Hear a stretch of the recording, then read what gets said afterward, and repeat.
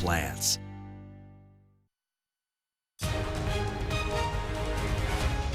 Good morning, America. President Trump pulling out of that landmark climate deal. I was elected to represent the citizens of Pittsburgh, not Paris. Overnight, protests right outside the White House.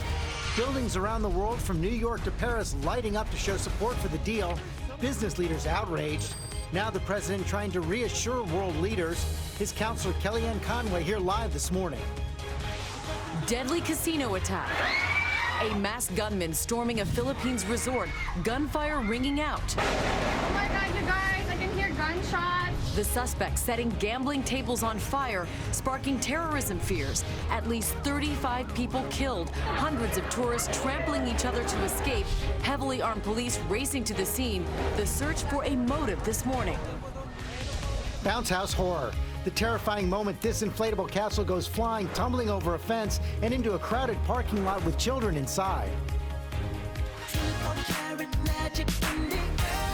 The Golden State Warriors remain perfect in the 2017 postseason. And a 24-carat start. And Durant throws it down. The Golden State Warriors wiping out the Cavaliers in Game 1 of the NBA Finals. Steph Curry and high-flying Kevin Durant leading the blowout win with dunk after dunk.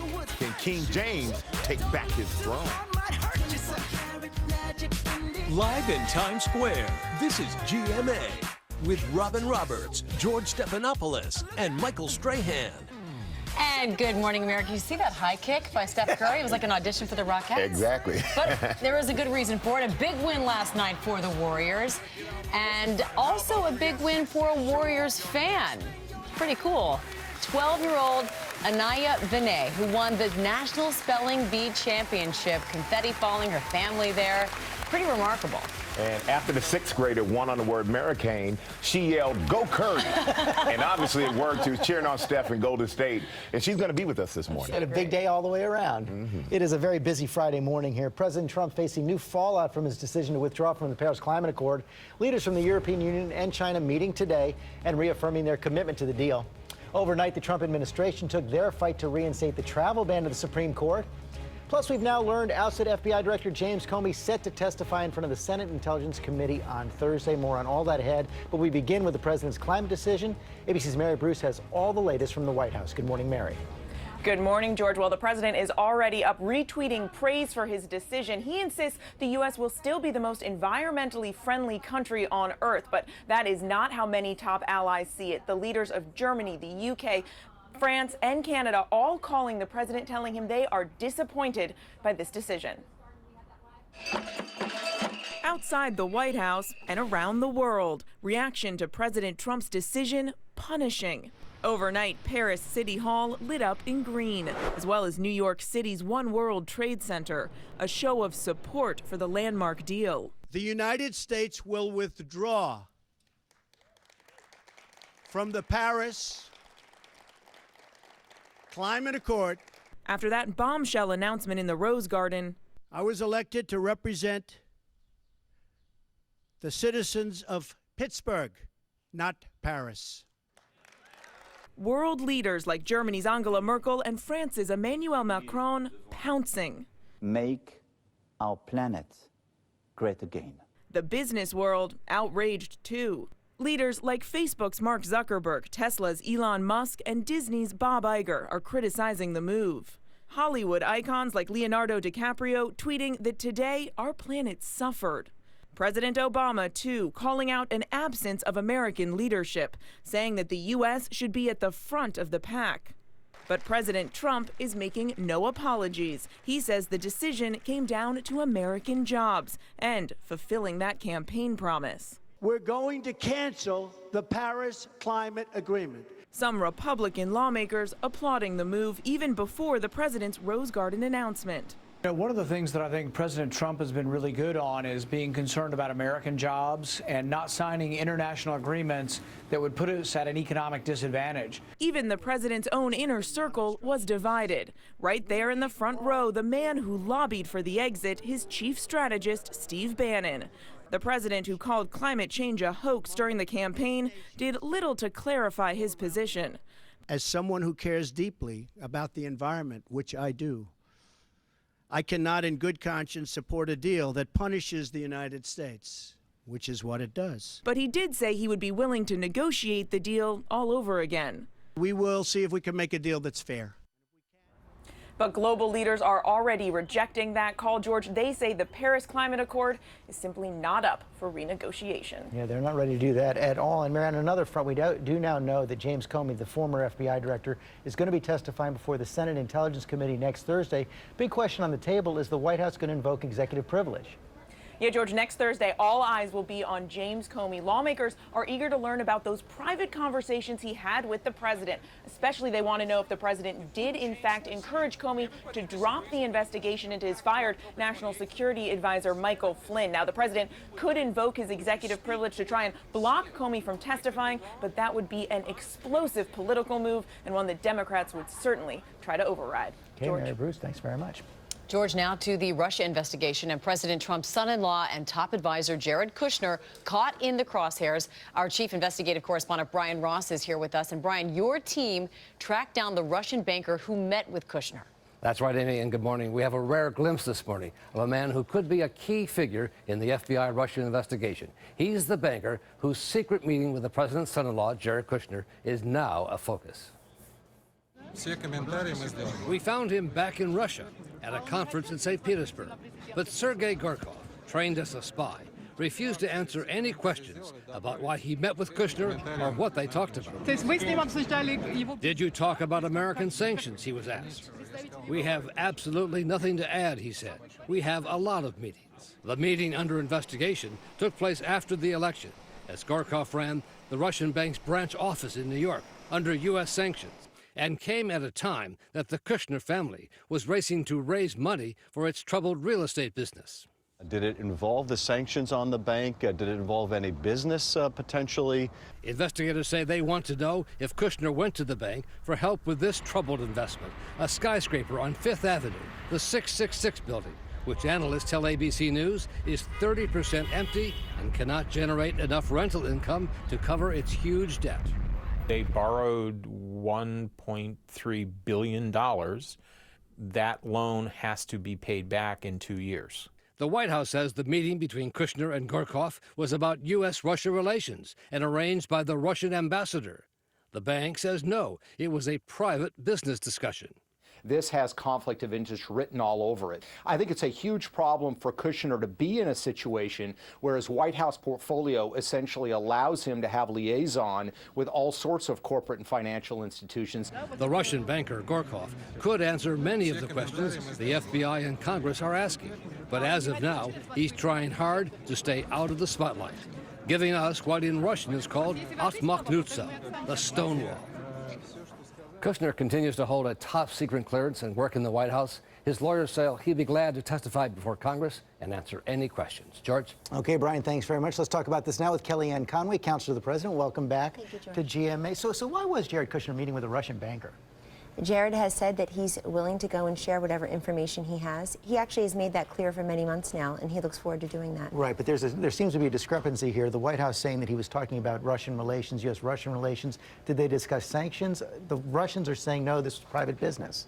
And we're going to trust that. I mean, I would refer you to the comments of former acting and deputy CIA director Mike Morrell. He served under President Obama, George. He said recently that so far all he hears are media reports about what intelligence officials said, and that it's been his experience that the media often get those wrong, that they're relying upon a chain of reporting that is, in fact, asking you what he talked about. In fact, not reliable. Well, Jared, he's been willing to cooperate, and he's willing to go and say what he knows. But I think there's so much speculation out there, and it's usually gone through a presumptively negative lens. Let's give him a chance to say what he knows. And that's why I was trying to ask you, but you're not prepared to say what he was talking about right now? No. On the issue of James Comey, will the president invoke executive privilege, or does he want former Director Comey to testify before Congress? Well, we'll be watching with the rest of the world when Director Comey testifies. The last time he testified under oath, the FBI had to scurry to correct that testimony. He was off by hundreds of thousands in his count, his sworn testimony count of the number of information, the number of emails that Huma Abedin allegedly sent to her husband, Anthony Weiner. He said there were hundreds of thousands. It turns out that was off by hundreds of thousands. So the president's not going to invoke executive privilege? The president will make that decision. But look, we also want to refer everybody to what Deputy Attorney General Rod Rosenstein said about James Comey because Rosenstein, as the DAG, he has direct authority over the FBI director. And he came on the job after being confirmed 94-6 in the U.S. Senate after serving as President Obama's U.S. attorney in Maryland. And coming on the job, he went and looked at the investigation about the way Mr. Comey handled Hillary Clinton's email investigation, and he concluded that it really hurt the morale and the integrity of the department. Go and read the letter, for everyone can see it. He also talked about how Mr. Comey tried to usurp the authority of the Department of Justice by supplanting Loretta Lynch, the Attorney General at the time, her judgment for his. He didn't like the fact that he held a press conference. But the president had decided to fire Comey before he got that memo from Rosenstein. He said that he was thinking about that for a while, and that is true. He saw that testimony a few Wednesdays ago, was very unimpressed. You know how the president feels about Director Comey, and Director Comey, in his goodbye letter to his colleagues at the FBI, George, clearly said that he has long believed a president has the right to fire an FBI director for any reason or for no reason. So that is the president's right. In addition, and independent of that, his Deputy Attorney General, whose job it is to oversee the FBI director, had concluded much the same thing. He said that the morale and the integrity of the department had been compromised, and that one of the only thing that unites people of diverse viewpoints is their dissatisfaction with the way Mr. Comey handled the end of the Clinton email investigation. At that time, the president also suggested he had tapes of his conversations with Mr. Comey. Does he have those tapes? Is he going to release them? Well, I won't comment on that. When Director Comey goes to testify, I think that will be a very clarifying moment. I would again repeat that in his most recent sworn testimony, it had to be corrected almost immediately. He was off by hundreds of thousands in his projected calculation. But it's more important to have somebody testify under oath, frankly, than to have his friends and his former colleagues out there speaking to the media not under oath. We will all be watching on Thursday. The president says he wants to renegotiate this Paris Climate Accord, but we saw the leaders of Germany, France, Italy come out. UN officials also come out and say it cannot be renegotiated. So how's the president plan to do this? The president said many things yesterday. Most fundamentally, the president said, as he always has, George, that his first responsibility is to Americans, their interests, their jobs, and economic growth here. Why should we front load so much of the economic burden in this agreement to the detriment of the American worker? All the projections say that we would have a decline in some of the key sectors where men and women in this country rely upon for their livelihood: cement, paper, natural gas, coal. Why are we doing that and yet letting India and China get off scot-free? You know, when this was originally negotiated by President Obama... They're not getting off scot-free. They're making commitments to reduce their emissions as well. It's pretty unimpressive, and I would go back and look, because I have, at many of the outcry by the environmentalists when this was originally negotiated. So many of them complained that this actually would not have a statistical impact, a statistically significant impact on carbon emission reduction, and yet China and India were not being forced or persuaded to conform their behavior. Look, this is about protecting the American worker and protecting American jobs and renegotiating a better deal. Does the president still believe global warming is a hoax? The president believes in a clean environment, clean air, clean water. He's received awards as a businessman in that regard. And he made very clear yesterday what he doesn't believe, which is that the U.S. government should stay in an agreement that gives us too much of the financial burden, too much risk to these industries where the coal miners, people who work in cement and paper, people who he looked in the eye in place after place and city after city while he was running for... Does he believe global warming is a hoax? He believes in clean air, clean water, a clean environment, and he believes that we have to negotiate better deals for this country and that there's a balance between environmental protection and economic growth. I'll ask it one more time. Does he believe global warming is a hoax? You should ask him that.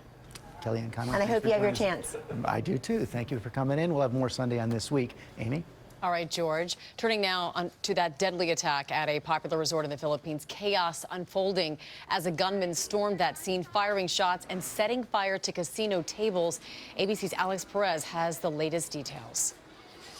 It was midnight local time when this man, armed with a machine gun, stormed the packed casino at this Manila resort. Oh my God, you guys, I can hear gunshots. Unleashing a hail of gunfire, shooting at gambling machines, setting tables on fire. Patrons fearing a terrorist attack, stampeding for the exits, dozens injured in the chaos and confusion. The next I saw, he started a huge fire. Okay. And then we just started running. The woman who filmed this video from a neighboring apartment building, Right behind Resorts World. watching as the resort went up in flames. I could see people running, and I saw people trying to jump out of the window on the second floor. Authorities now say it was not a terrorist attack, but a casino heist gone wrong. The suspect is stealing some $2.3 million worth of casino chips. 7 long hours after the ordeal began, authorities discovering the suspect took his own life. And this morning, the grim death toll, at least 37 killed. Not from gunfire, but from smoke inhalation. Many of the victims found in the bathroom where they hid to escape the chaos. We are still investigating and trying to ascertain why somebody would be so senseless. And investigators are now carefully reviewing surveillance footage as they work to figure out what the exact motive may have been here. Amy? A tragedy all around. Alex, thanks so much. Michael? Thank you, Amy. We're going to switch gears now to the Warriors' big win. Steph Curry in Golden State taking down LeBron James and the Cleveland Cavaliers last night in Game 1 of the NBA Finals, and TJ Holmes was there for it all. And he's joining us now from the Warriors team store. Picking up a T-shirt, TJ. Hey there, Strahan. Look, I'm in the team store because, full disclosure, we got kicked out of Oracle Arena this morning. They're actually getting prepared for a concert that's going to be there tonight. But you can make an argument that it was this guy who was making sweet music at Oracle Arena in Game 1 last night. Even LeBron James had a tough time keeping up with the new guy. That's called oops, you dropped something. Kevin Durant and the Golden State Warriors blew right past James and the Cleveland Cavaliers in Game 1 of the NBA Finals. Finds Durant. Durant, the 2014 league MVP, is new to the Cavs-Warriors rivalry. He shocked the basketball world when he left the Oklahoma City Thunder to join the Warriors this season, even seeing his jersey destroyed by his former fans. And Durant throws it down. Durant put on a show for his current home fans, scoring 38 points in Game 1, where he went head-to-head against LeBron. He's going to do what he does. You know, he's LeBron James. He can, you know, he's, you guys know what he can do. So I just try to play as hard as I can and not make it about a matchup. LeBron still managed to stuff the stat sheet, scoring 28 points of his own. And finds James. And don't forget about Steph. The reigning MVP finished the night with 28 points, including 6 from beyond the arc. Steph Curry drains a long three-pointer. But on a team known for its three-point shooting, it was Durant who served up dunk after dunk after dunk early on in front of a star-studded Oracle Arena crowd. He lit it up from the outside, too. Even Rihanna couldn't stop him. After she supposedly trolled Durant from the stands, viewers couldn't help but notice this stare down. But KD says don't read too much into it. I don't even remember that. I'm cool. Have fun with that. All right, guys. So, of course, had fun with that. But Strahan, the Warriors are now 13-0 in the playoffs. That's something we have never seen before. But if we've learned anything from last year, you can be prepared for maybe something you've never seen before. Game 2, of course, coming up on Sunday. We're right here. Well, you know, they lost the first 2 games last year by, I think, combined 48 I points. totally remember that. So it is not over. Got a long way to go. Beginning. And he can't tell me he forgot about Rihanna. I don't buy that. But I can tell you this. You guys can see Game 2 of the NBA Finals Sunday night at 8 p.m. Eastern right here on ABC. And now we're going to go to Ginger with flooding in Texas. Ginger, what's going on? And we're going to deep Texas, Corpus Christi, Texas. These images coming in up to 3 inches of rain, forcing flash flooding. You can see those cars underwater there. And the video here is even more staggering as people are obviously stuck in there. The windshield wipers still on.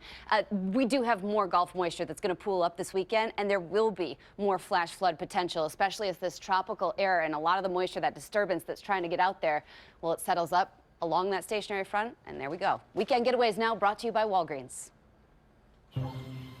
Listen, folks, summer took a hit this morning when Frankie popped the alligator floaty. Plus, snacks and drinks are gone, people. And one of us used up all the sunscreen. I wonder who. We're gonna need some reinforcements quick. Copy that. Walgreens makes it easy when summer needs a little help. Your summer base camp is just around the corner, so you can get in, out, and back to those summer shenanigans. Walgreens, at the corner of happy and healthy. For this finally Friday, absolutely beautiful. Plenty of bright sunshine, and our daytime highs today, upper 70s to low 80s. And it's not going to be feeling very humid, so definitely a great day to spend some time outside. Any of those Friday night plans, partly cloudy, maybe a spotty shower to the north, and our temperatures will be staying in the 70s, so quite comfortable even as the sun goes down. Here's a look at your pool forecast for this weekend. Saturday looking great with sunshine and our daytime high at 80, tracking afternoon thunderstorms Sunday. And coming up here on GMA,